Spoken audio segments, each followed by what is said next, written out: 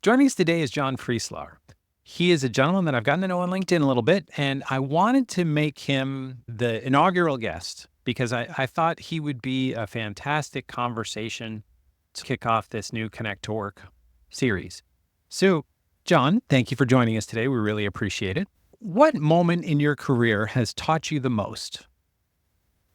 I've had a fairly extensive career, and if I had to choose a point in my career, it probably would be between 2003, 2005-ish, when I joined Huawei Technologies, a Chinese company, with the sole purpose of trying to figure out a way of introducing a new telecommunications or PSTN network architecture. And back then, we still had the early introduction of XDSL technologies, and you still had the PSTN network. And my primary customer at the time, BT, were looking to change out the network and bring it up to modern day times.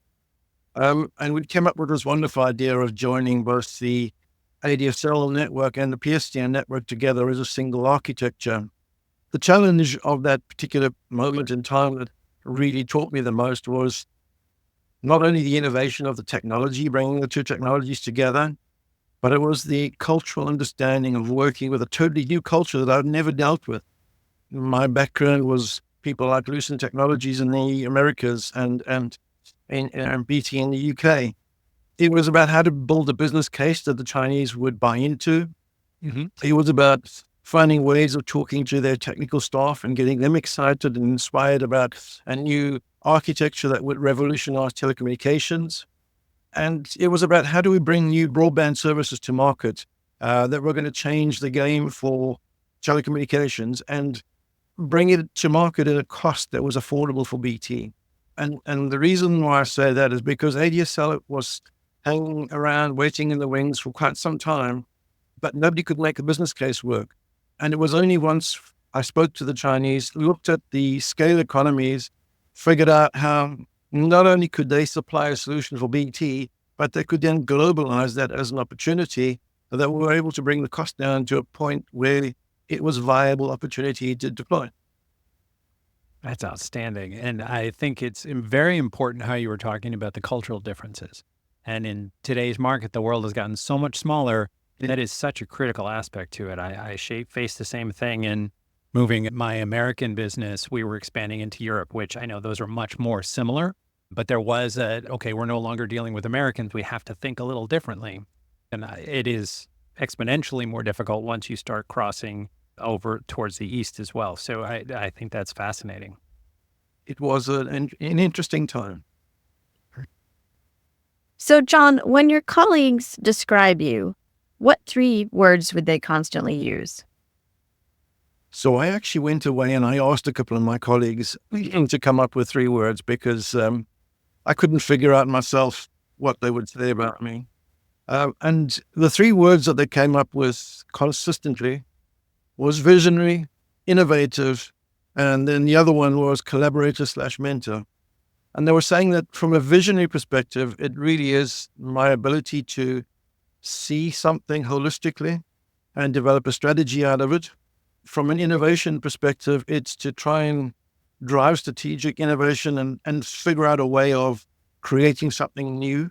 And then, of course, from a collaborative mentor perspective, it was more a case of they saw me as being helpful and open and willing to engage and always being willing to bring the team in as part of whatever we were busy doing at the time.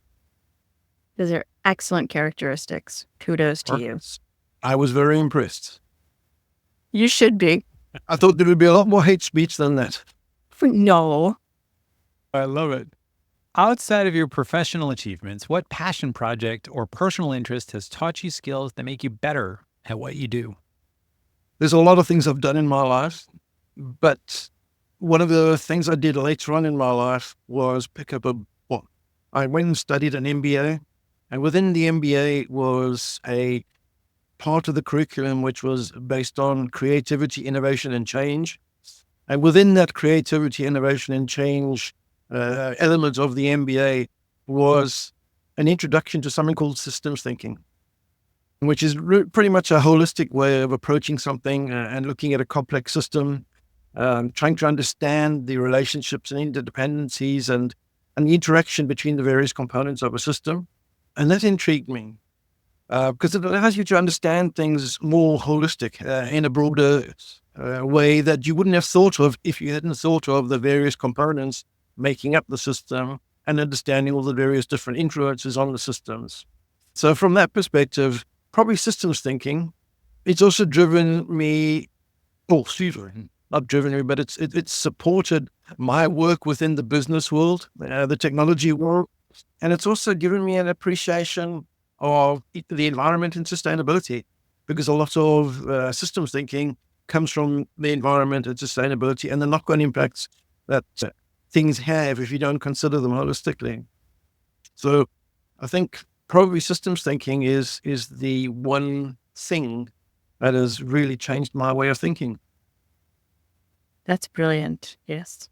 As the sustainability ambassador here, I appreciate that. Okay. So we know that you are considered a mentor, but in order to be a mentor, you have to have had a great mentor. Is there anyone that you can think of that was particularly stand out? So again, there are a lot of people in my network that have supported me over time. I've had fantastic colleagues over the period in time that I've been working. But I think to do this justice, I have to mention two people. The first would probably be an uncle of mine from South Africa. I left school, my parents moved away, and he took me in and housed me whilst I was doing an apprenticeship and guided me in lots of areas where I hadn't been guided before. So he gave me a very, very positive outlook on life. And the thing that probably stands out most about him is his kindness and his warmth. And everybody that you speak to that knew him recognized him for being a kind and warm individual. The second is a gentleman by the name of Jay Parrott. I met Jay Parrott for the first time in Lucent Technologies, and it was actually Dr. Jay Parrott. And I came to Lucent Technologies, I was headhunted into the company, and all I had was an apprenticeship behind me and a good understanding of IP networking and switching. And Dr. Jay Parrott encouraged me to get my first degree. And he ended up paying for that first degree. And it changed my life completely. I ended up getting several degrees and several diplomas and really got interested in the more theoretical side of the world. And it was from that humble beginnings with him that I ended up creating a lot of the BG21 CN architecture and being very successful in the world of telecoms. So probably the two people that are most important in my life as mentors. That is fascinating. And it is amazing how much a helping hand can set up a whole follow-on career. It is truly, truly fascinating. Just looking behind you, I can tell that this is probably not going to resonate for you, but what book or podcast has influenced you? So I don't listen to an awful lot of podcasts, but as you've seen behind me, there's lots of books. I would say that the books that spend the most time on my desk are the technology books or management/books. The one book that probably stands out the most or used the most over the last 5 to 10 years is a Bell Labs book called The Future X Network. It's a book about where networks are going, where they're heading. Whilst it's a little bit dated now, there's a lot of the transformative ideas in it that are still relevant today. And that's helped me with driving innovation and developing next generation solutions and testing out some of those theories and understanding how relevant they are for the telecommunications industry. That's great. So if you could spend a day learning from anyone, living, historical, whatever, who would that be and why? I feel like you are the answer to that question, but So for me, there is only one answer to that question, and that would be Daniela Meadows. Daniela Meadows, I'm sure you know of her. She was an environmentalist, a scientist, a systems thinker, and she pioneered the book, was lead author for The Limits to Growth. That, to me, is a book that has had a lasting influence on the sustainability and environmental science. It's also been very key in developing systems theory over the couple of decades that she has been around. I think a passion for systemic thinking is the way that we need to address some of the global challenges that we're facing today. I also believe that the systems thinking ideas and philosophies that she introduced should be something that we teach at school today. So my perspective, if I could sit down and have a chat over a coffee with her, I'm sure there are many, many things I could learn from her. Where should people reach out to you? What's the best way for people to reach you? The best way to reach me is probably via an email, which is john@frieslaar.net. My first name at my surname.net.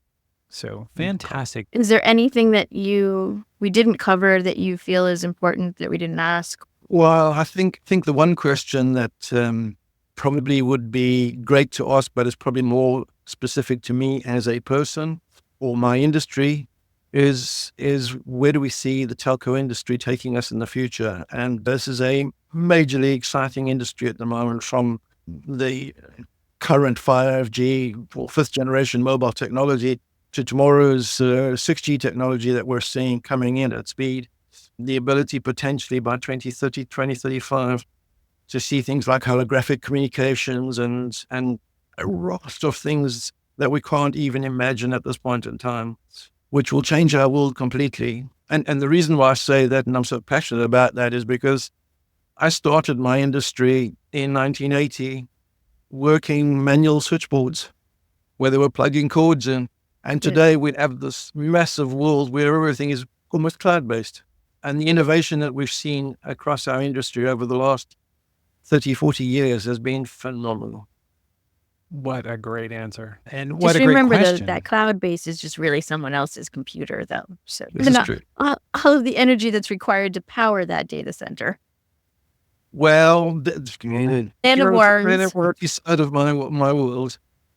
It is challenging. It is challenging. Thank you again so much for joining us. I think this was very insightful, and I think you did a great job. And No, it's clear thank you. why you've had such a great career. So hopefully this will help on that next step.